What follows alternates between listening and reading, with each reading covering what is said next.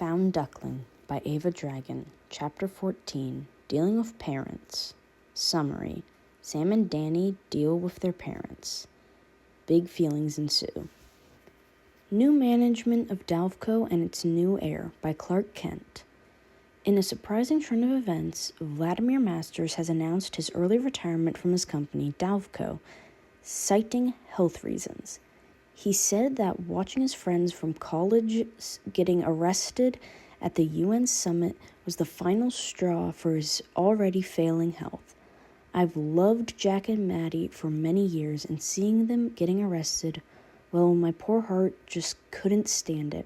I had been named as the godfather to their children, but neither of them wants anything to do with me, and that's all my fault, I suppose. I treated them rather poorly, I suppose, especially Daniel. And then come to find out that Daniel wasn't even Maddie's to begin with?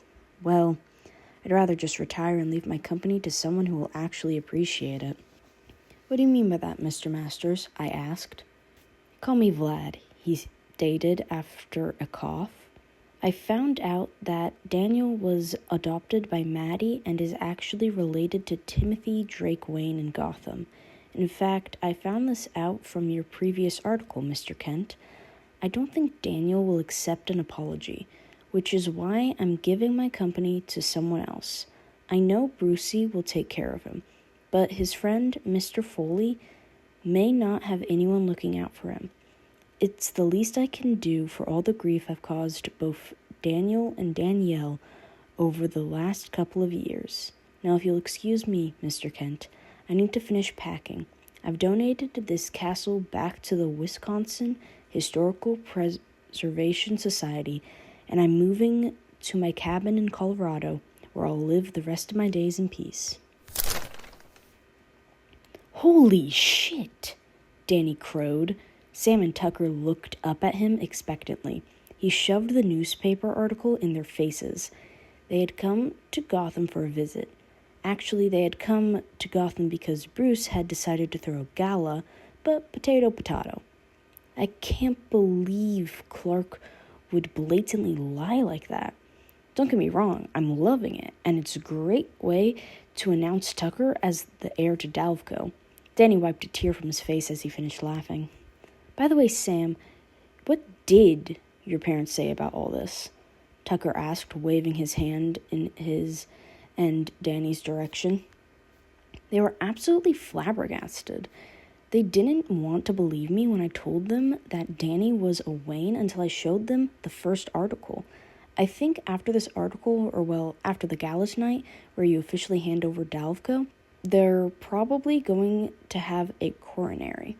Sam said with a wicked grin on her face. She'd had to face too many of her parents' rants about how neither Tucker nor Danny was good enough for their precious Sammykins, especially Danny. Danny had never been good enough, and now here he was, part of one of the wealthiest families in the world.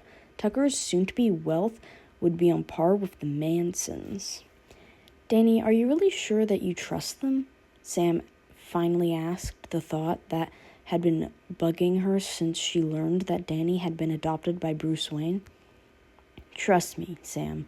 After tonight's press conference and gala, everything will make sense. You'll just have to wait till then. Danny attempted to mollify one of his closest friends and former girlfriend. He knew that Tim and Bruce were planning to bring Sam and Tucker into the Batfold since they had been instrumental to Team Phantom from the get-go. Bruce was going to offer a scholarship to Gotham Academy for them both so that they would have an excuse to move to Gotham. And then Tucker, if he was up for it, was going to be offered a chance to work with Babs as a secondary guy-in-the-chair type. And Sam was beginning to develop fluoropathy from her time being overshadowed by undergrowth. If she could get trained by Poison Ivy, Bruce was planning on using her powers to help counter the various toxins and poisons used by the rogues and villains of Gotham. Both of them already had names to use in the field. It was just a matter of practice actually using them. But Danny couldn't tell them that. they would have to wait until Bruce and Tim did their spectacular reveal since it was their secret and not Danny's. Sam threw her friend a glare and then huffed. Fine, but if this is another Vlad situation, I'm so souping you for a month. Got it, Ghost Boy? Danny threw his hands up in surrender and laughed again. Come on, Tucker. We've got to go get ready. At least, Sam, you're not wearing pastels. Danny laughed as he ran out of Sam's room that Alfred had prepared for her at the manor. The two boys ran out before Sam could launch her boot at them. 2 hours later, and both boys emerged from Danny's room in their suits. Danny's suit was a dark navy blue with a matching tie that offset his ice blue eyes. Tucker wore a charcoal gray suit and a red tie. Sam emerged from her room wearing a royal purple dress. She had black gloves that came up to her elbows and a black choker with a bat dangling on it. Her dark makeup made her violet eye pop. She threw another glower at her two best friends as they walked down the hall and towards the stairs where the rest of the Wayne brood was waiting for them. Tim ran up to Danny and straightened his tie while Alfred did the same for Tucker. Alfred led the gang to the waiting limo. Danny sat between Tim and Tucker while Danny sat next to Sam. Bruce, Damien, and Cass filed in and filled up the rest of the spaces. The rest of the Wayne brood would be responsible for finding their own way to the venue for the press conference and gala. But they had all expressed their solidarity to Danny that they would be there for him. It was his and Danny's first official debut, and their new family wanted to be there in support for them. Sam continued to glower at the Waynes, but they were used to being glared at. Thank you, Damien. So they ignored her. They pulled up to the venue and filed out. Sam clung to both Tucker and Danny. The lights flashed as the trio walked down the red carpet. Bruce was behind them, flashing his Brucey persona. The rest of the Wayne brood looked on at Brucey's antics in disgust and were just so done with all of his shit. Danny and Danny were cackling behind their hands since they knew it was all an act. Poor Tucker just looked so lost. Brucey let everyone mingle for a while before he made his way to the podium that had been set up for the occasion. I want to thank everyone for coming tonight. Tonight we celebrate two new additions to the Wayne family, Daniel and Danielle Drake Wayne, twins who were separated at birth and who were recently reunited with their older brother, Timothy Drake Wayne. Danielle, please join me. The two Dannies joined Brucey on the podium. More camera flashes went off. The press was eating up the reveal of the long-lost Drake twins. Brucey had made sure that both Lois and Clark were there to keep most of the pressed vultures at bay, and both Dannies made an attempt to keep their ghostly aura in check, at least when they knew that Lois and Clark were taking pictures, so that they would get semi-decent pictures. Danny pulled out his note cards for his speech and then stepped in front of the microphone. As my dad said, we want to thank you for joining us here tonight. There were multiple coos rippling through the audience when Danny mentioned Bruce as his dad. I spoke with my godfather, Vlad Masters, at length about both my future and the future of his beloved company, Dalvco. Danny glanced down at his note card to make sure he was in the right spot. Tim had been a big help in writing his speech. Running a company has never been a dream of mine. I've already been accepted to Gotham University for a mechanical and aerospace engineering scholarship and have no plans on altering or changing those courses. I've always dreamt about space, and that continues to be my dream, though it pains me that my godfather is in such poor health. Both Dannys had to fight a snort from coming out of their mouths at that statement, but Tim had insisted that it be put in. To look the part, as Tim had said. Danny's enhanced hearing caught both Sam and Tucker quietly giggling at the comment. That he had to retire and leave Dalco on me.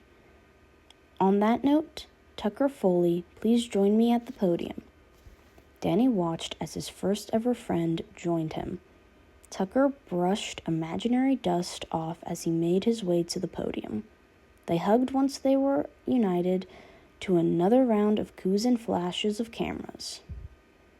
Thank you, Danny, for inviting me, Tucker said as he faced the cameras and podium.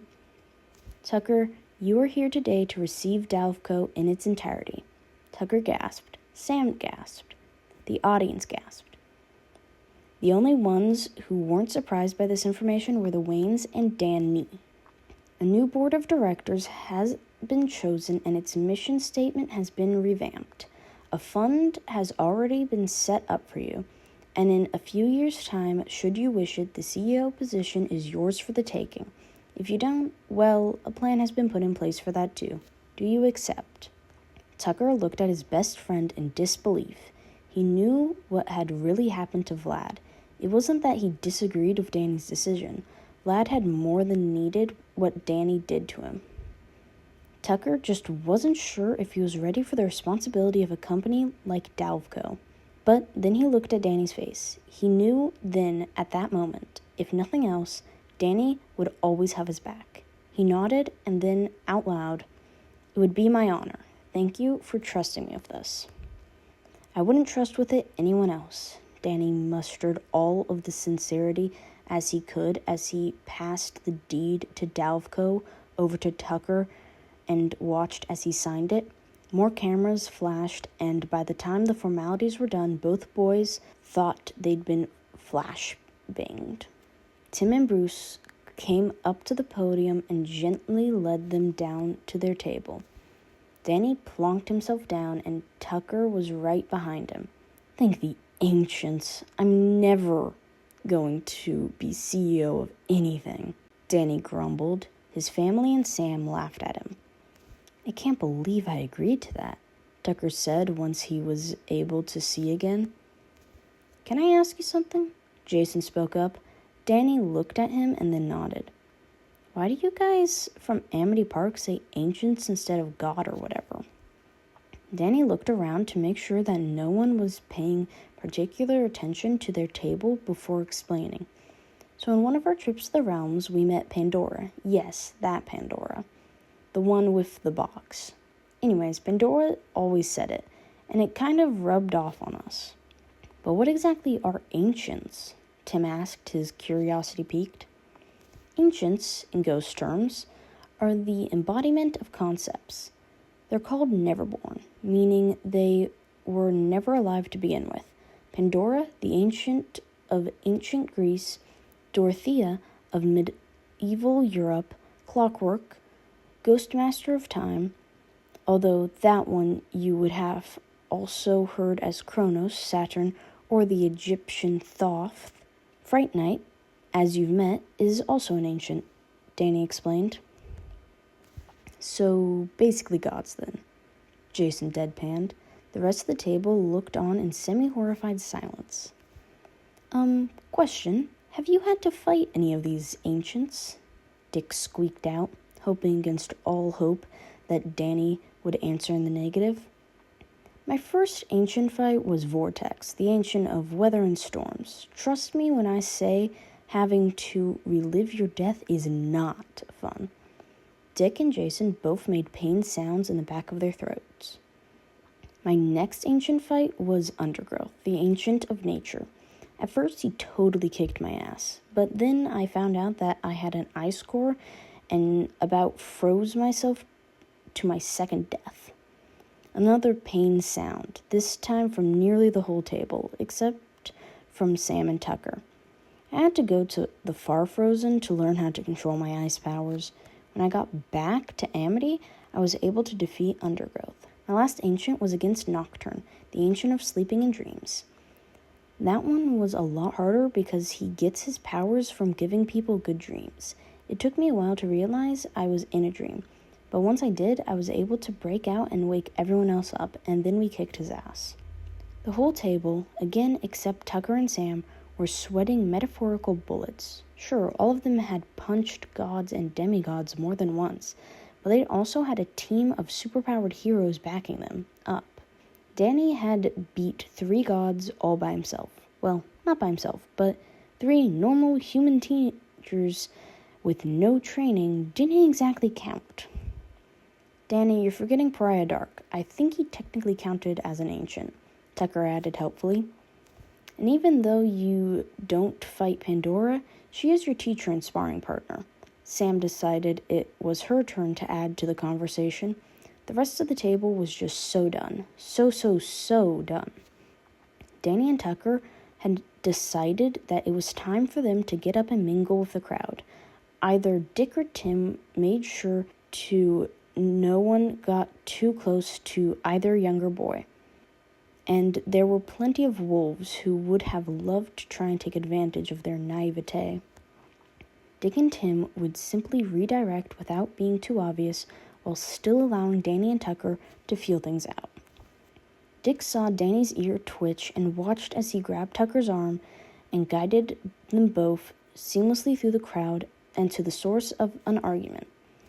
Dick tapped his comm to let the others know of a possible alert just in case a vigilante or 2 needed to respond. "Sammykins, you don't understand," came a shrill voice just as Danny, Tucker, Dick, and Tim edged close enough to be within hearing distance. "I do understand, mother." The word was as some kind of epithet or slur. Mrs. Manson paled at heat in her daughter's voice. "You've treated my friends like shit for years, and now that they're attached to names and money, you're finally listening to me. That's complete and utter bullshit." "Sammykins, watch your mouth, young lady," Mrs. Manson shrilled. "I will not. Danny was worth his weight in gold when he was Fenton, and you didn't care. You just thought he was trash. You thought Tucker was only marginally better, but only because he wasn't the son of the..." Sam looked over at Danny and then clicked her jaw shut. "Samantha Manson, if you don't stop this instant, I'll..." Mr. Manson stepped up to defend his wife. "You'll what exactly, father?" Again, Sam made it sound like an insult. "Be careful, your bigotry is showing," she sneered. At realizing the scene they had created, both senior Mansons paled. "You know," Dick said casually as he sauntered up close to Sam, where she had finally pressed close to Danny for support. "Almost none of Bruce's kids are biologically his. In fact, I was born and raised in the circus until my parents died. It's a well-known fact that Jason was adopted after he tried to steal Bruce's tires. Gas came from a poor home situation, and Bruce didn't even know Damien existed until he was 10. Tim was the only one of Bruce's kids who came from money, but even then, Tim's parents weren't winning any awards for Parents of the Year. Duke came to us after his parents died in a rogue attack." Tim sidled into the conversation. He was simmering towards hatred of the Mansons for how they talked about his brother. "You're basically saying that you're better than everyone else just because you have money." "No, it's not," Mrs. Manson, Pamela, stammered. "You do realize that Wayne Enterprises has no less than 30 different charity enterprises, which are all managed by the Martha Wayne Foundation. What can you say your cellophane toothpick money has done for the greater good of the community?" Tim asked. Sam looked at him in surprise and then let a wicked smirk flit across her face. She knew that her parents had done nothing with their money, which was why she hadn't felt bad siphoning some of it to fund Danny's apartment when he first moved to Gotham. Wayne Enterprises has made more roads towards green energy and reducing our carbon footprint in the last couple of years than your entire operation will achieve in the next 20, Tim said viciously. Both Mansons looked at the floor in shame, while Sam looked like she was about to start crowing in victory. Just so you know, Mr. and Mrs. Manson, everything I've achieved here in Gotham so far has been done under my own power, Danny said in the sudden silence, his voice low and intense. Everything except the apartment, but they didn't need to know about that particular detail of Danny's life. My completing high school early, getting accepted to Gotham University with a full-ride scholarship, I did all of that on my own, without help. I didn't need Bruce Wayne's money. I'm beyond grateful that he's adopted me, and I'm happy to have the family that I do now. But up till a few weeks ago, they didn't even know it existed. My scholarship and acceptance letter came well before my adoption. Let that sink in. Pamela spluttered and grabbed her husband's arm. Jeremy, I don't feel so well. I think it's best we leave. She turned with a swirl of her frilly pastel pink skirt and flounced out, her husband trailing behind her. Sam finally let the tension leach out of her, and the crow that she'd been holding in made its way out. That was the best thing ever. And if never see them again, it'll be too soon. She huffed as Danny led her back to their table. Strangely enough, or strangely for Gotham anyway, there was no rogue or villain attack on the gala. The rest of the night passed peacefully. By the time everyone was leaving, Danny, Sam, and Tucker were exhausted, but Danny knew that there was still more to go. They climbed back into the limo that took them back to the manor. Danny shook them back awake. They grumbled, but Danny assured them that it would be worth it. Sam threw him a glare, but she settled and leaned against Tucker. The drive back to the manor didn't seem to take as long as the drive to the venue had. Bruce led the trio through the hallways while Danny was slightly snickering behind him. Bruce hid a smile as he turned into the study. He went to the grandfather clock and worked the mechanism that would reveal the hidden entrance to the cave. Both Tucker and Sam looked at the entrance in trepidation. Bruce heard Sam whisper something about another Vlad situation, which Danny hastily reassured his friend to trust him and follow the billionaire. The Batcave is real? Tucker shrieked once they emerged from the elevator. He turned to look at his best friend who was laughing at him. Sam was in just as much shock as Tucker. Sam, Tucker, please come down here. We have lots of things to discuss, Bruce called from the lower platform.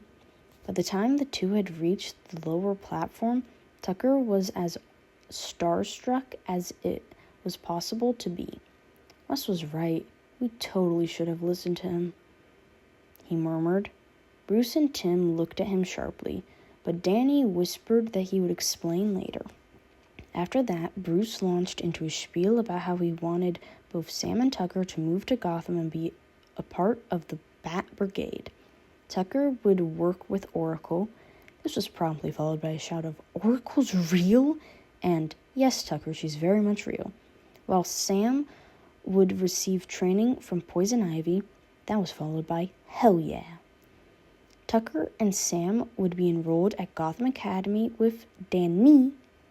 Another shout of "Hell yeah" by Danny. The trio finally made their way to Danny's room and were in bed for their traditional cuddle pile. It had been a long day. They had begun to doze off, knowing that Danny had a full and potentially heartbreaking day the next day when Sam sat bolt upright glaring at Danny. "Danny, it's because they're bats. That's why you trusted them with the DNA test, isn't it?" she demanded, voicing the sudden thought that had occurred to her. Danny wiped the sleepiness from his eyes. "Sort of. Remember when I told you how I was kidnapped for being mistaken as Tim?" Both Tucker and Sam nodded. So the full story is that Scarecrow had just broken out of Arkham and had gassed the part of Gotham where my work was located. Apparently my ghost biology turns fear gas into a wonky sort of truth serum while also making me high as hell. Tucker and Sam gasped and then giggled at the grimace on Danny's face. Yeah, that's a thing. Anyways, trying to get home before the attack was in full swing, I was kidnapped and subsequently rescued by Jason, Dick, Bruce, and Tim. Basically dropped my whole life story on them. The only thing I didn't tell them was how I became Phantom. Tim, who was Red Robin, told me that he had an in with Tim. Tucker and Sam snorted, and Danny let out a small cackle.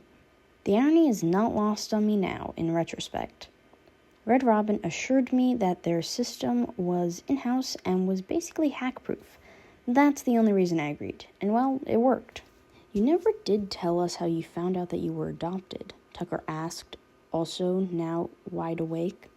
So the trio spent the next hour or so going over how Danny found out he was adopted and his life in Gotham. They eventually drifted off into the depths of sleep.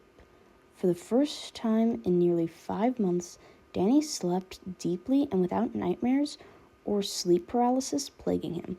For the first time since he left Amity Park, Danny felt himself fully relax. Sure, he'd felt safe being in Wayne Manor, but he still felt like the other shoe was about to drop. But now his Fred was complete and in one space. Well, mostly. But Jazz would be transferring schools when the semester ended, so it wouldn't be too much longer.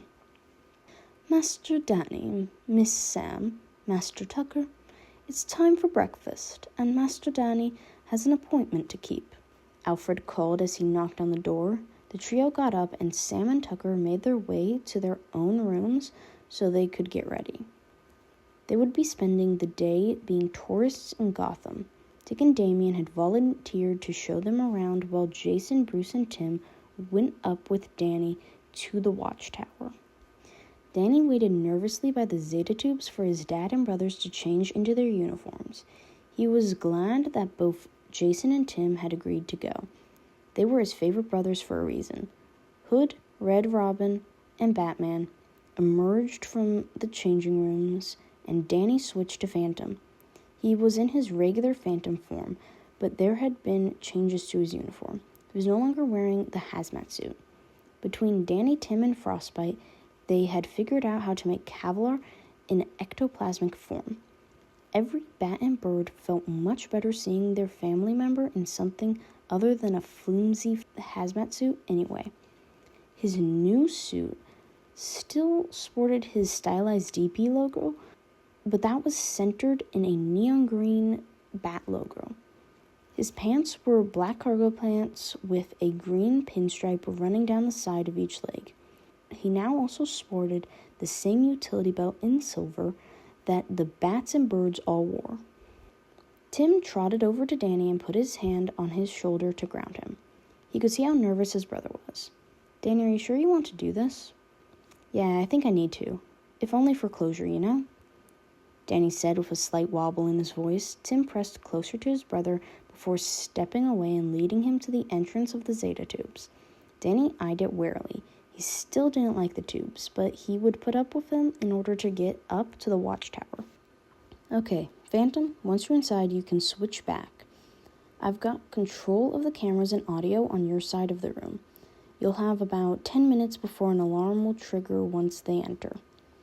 Red Robin looked over at his brother, worry clear in his eyes, but Phantom rolled his shoulders and straightened his back with a stoic look in his eyes. Sensing that he wouldn't be able to change his brother's mind, Red Robin led Phantom towards the prisoner visitation area. Phantom stepped inside the room and was immediately thankful that he would be separated from the Fentons by a thick wall of plexiglass? Maybe. Phantom wasn't entirely sure what the material was, but he'd been assured by both Batman and Superman that it had been tested and was Kryptonian approved. Phantom put the comm in his ear and switched back to Danny. Danny was comforted by the thought that he had some measure of protection between him and his former parents. He sat in the chair and waited for the Fentons to be brought in. He didn't have to wait long. Superman and Martian Manhunter brought the Fentons into the visitation cell. It looked strange to see them wearing something other than their traditional orange and teal hazmat suits and goggles. They walked in wearing teal jumpsuits, and both of them had meta-suppressant collars on them. Danny had told Bruce that even though they weren't meta, they had been exposed to enough ectoplasm that they were likely strong liminals, and what that would entail. Neither Dr. Fenton looked particularly thrilled about their situation. Jack was the first to clock Danny's presence on the other side of the glass. Danny? Maddie's violet eyes locked onto Danny's blue eye, and she glared. What do you want, ghost scum? Mads, wait, can I ask you a question? Jack asked. Danny nodded. Why are you possessing Danny? Danny scoffed. You don't get it. It's not overshadowing or possession. You literally saw me transform, Danny said with a bite of sarcasm lacing his words. You're wrong. Phantom was the first ghost to come out of the portal. Maddie all but yelled, narrowing her eyes at Danny. You know, for some of the smartest people I know, you two sure are dumb. You've been around ghosts for 2 years now. You know what overshadowing looks like. As sure as fuck didn't involve an anime girl transformation, Danny said with a frown. Jack and Maddie stiffened in their seats. Did you even listen to Wonder Woman when you attacked the UN summit? Maddie actually looked down in shame.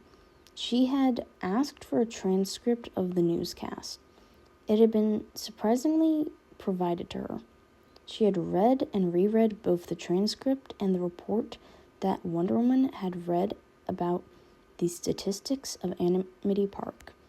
She hadn't realized that she and her husband had been responsible for so much property damage, and worse yet, that people had died because of them.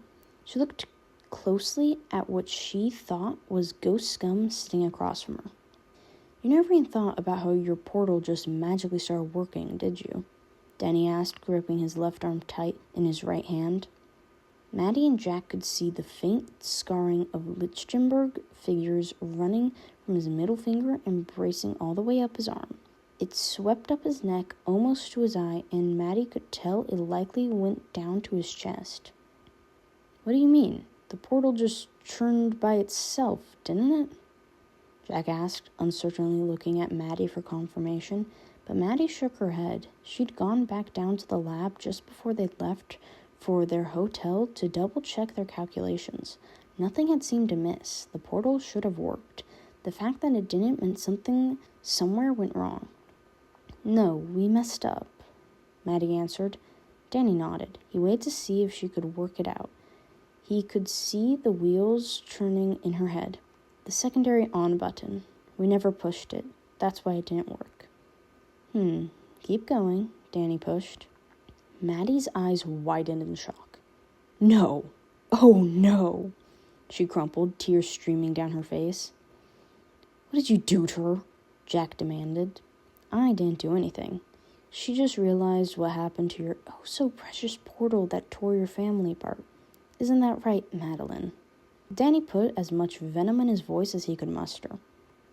Jack, we never turned the power off, so whoever pushed the secondary on button would have been hit by thousands of volts of electricity.